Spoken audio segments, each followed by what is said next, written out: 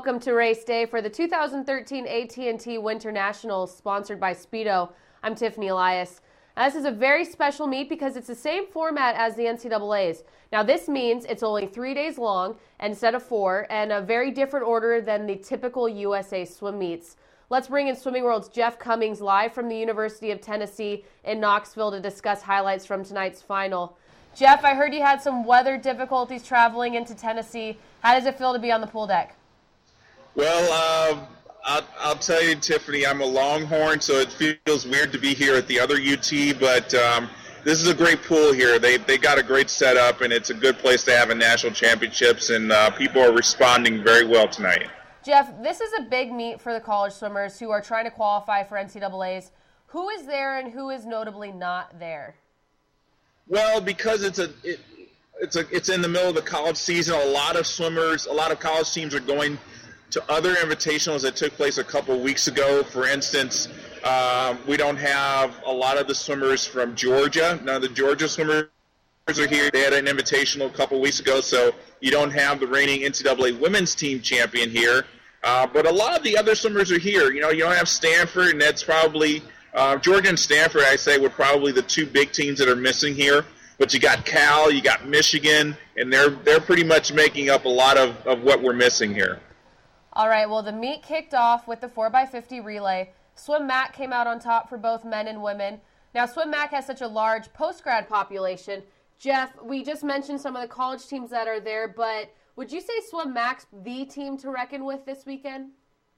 Well, in terms of the post-grads, yes, and they're on fire. They're really bringing out their A team here with Cullen Jones, Nick Thoman, and a lot of their superstars, and that's really kind of shaking it up a little bit because I'd say a good 90% of the swimmers here are college swimmers, so it's good to see those post-grads coming in there and shaking it up and putting us on, putting the world on their toes, and I think that really kind of showed especially in the 50 freestyle. Well, I can't wait to talk about Nick Thoman tonight, but we'll get to him at the very end of this. Let's get into the individual events because we started with a really special treat. It's not common to see two of the top females in the world go head-to-head.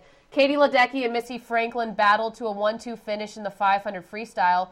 Now, Ledecky was under the world record pace till about the 300. Jeff, let's first talk about Missy in the 500, and second, what you think about Katie's 432.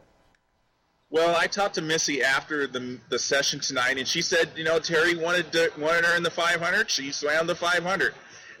Everybody's, even Missy doesn't know what she's going to be swimming at the NCAA. She can do 3 individual events and 4 relays, so nobody, I think even Terry doesn't know what she's going to do, so the 500 free is an option. I mean, 434 is very competitive, so if she wants to do an event on the first day of the NCAA championships, it's either really that or the 200 IM, which he's very good at. So I think they were just trying to test things out and see where the best point potential is for Missy. When you're Missy Franklin, you can pretty much swim anything and do it well, and she showed that with the 500. In terms of Katie, I was a little bit surprised that she didn't break the American record. I thought she'd be a little bit more on form at this meet. I don't think she's coming in as rested as she was last December when she went 431. I just think, she deserves to have a little bit of time to not have to do a full shave and taper, just kind of maybe just put a little bit of rest in to show that, you're still out there and she's racing in. And the crowd kind of got into it.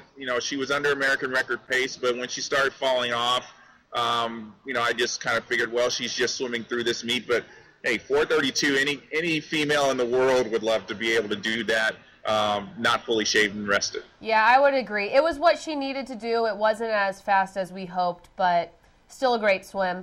On the men's side, Michigan led the field. Connor Yeager cleared the NCAA A cut with a 4:14. Now, Michael Klee, who has already graduated, was only a couple tenths behind him. Jeff, Yeager qualified for the NCAA's, which was his main goal. He was about 4 seconds off what he swam last year at NCAA's. I'm going to put you on the spot. I want you to make a prediction. What is Connor going to go at NCAA's in March? I think a 4:09 too. 4:09 would be, anything under 4:10 is amazing in the 500 freestyle. Very few people have done it, especially in a textile suit.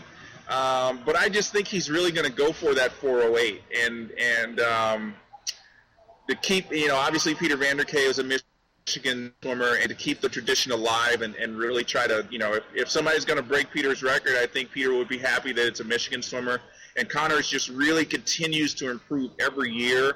And I guess I should prepare the world that he's going to go after it. I just have a feeling he's really gunning for it. All right, well, let's move on to the women's 200 IM. Cal takes 1-2 with Elizabeth Pelton and Selena Lee, both posting 154 lows. Now, Jeff, that's not too bad for right now. If we remember back to NCAA's last March, Leveren's outtouched Pelton with 153. Now, how tapered are the Cal swimmers? I don't think they're very rested. I think they're just rested enough just to get their A cuts, which, that's a gamble.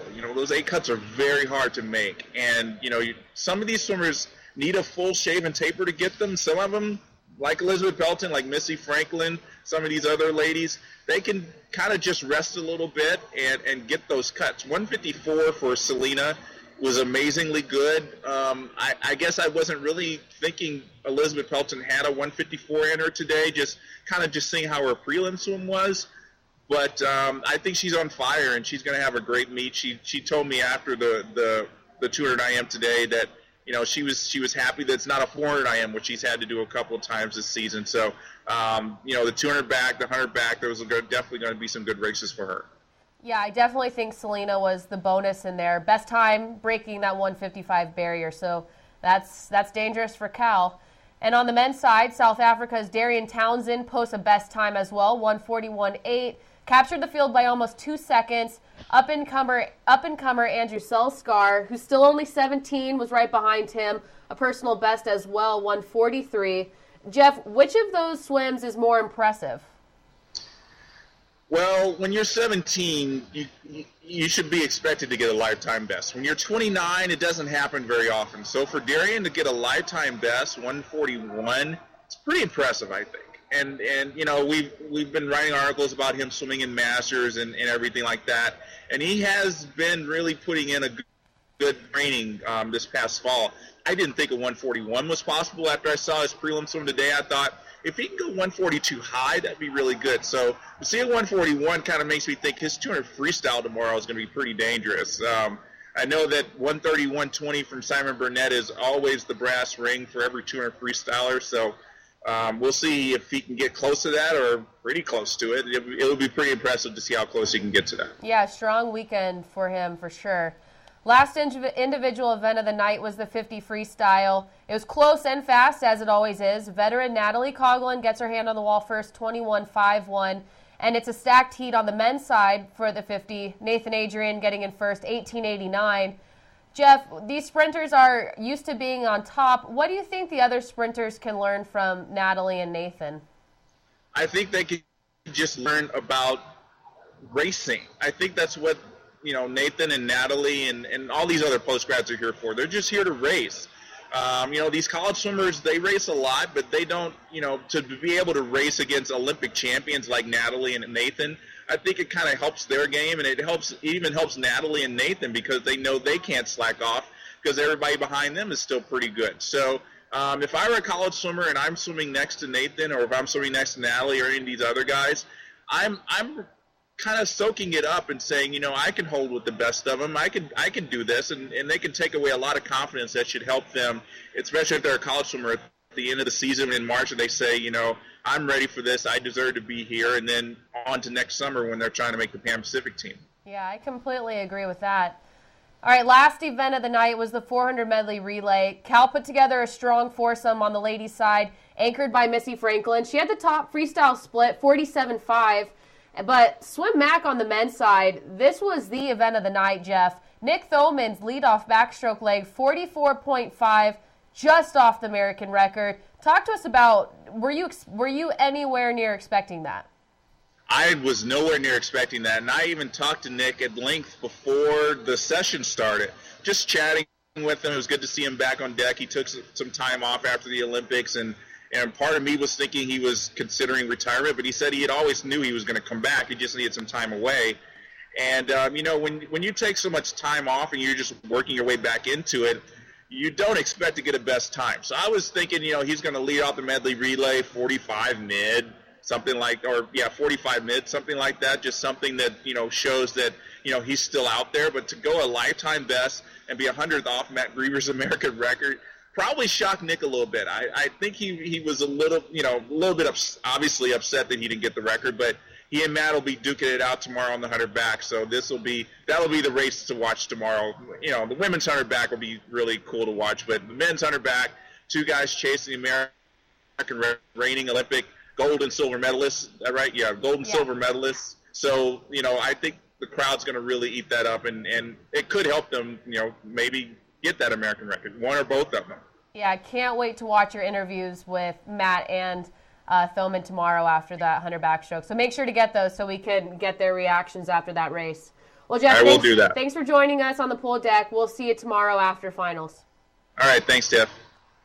Well, thanks for watching Race Day, sponsored by Speedo. Tomorrow's events include the 200 medley relay, 400 IM, 100 butterfly, 200 freestyle, 100 breaststroke, and the 100 backstroke. Finals begin at 5 o'clock Eastern Time. I'm Tiffany Elias. Thanks for watching, and we'll see you tomorrow.